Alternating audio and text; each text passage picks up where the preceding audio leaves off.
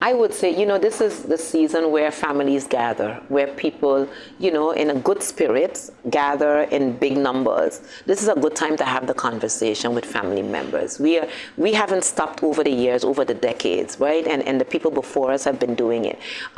We have a tendency in these islands to not get into the nitty-gritty of politics, but politics governs our daily lives, and it affects how we carry out our lives as full human beings in this space. And so this is the time to have that conversation about the bigger picture, but also what do we want for our children going forward?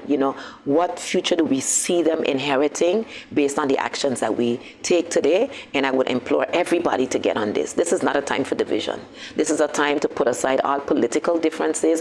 I'm saying this to our elected and appointed people here. This is a time to be on Team St. Martin, be on Team Caribbean people, be on Team, throughout the Caribbean, the struggle has had different grades, but we also know it's the survival of the human race in a Caribbean space. So this is not just about the so-called Dutch Caribbean. The rest of the Caribbean has paved the way so we could be here, starting with Haiti in 1804, getting to where we are, again, Barbados being the last to go to that final step. But this is an ongoing process that is not finished until the full region is liberated.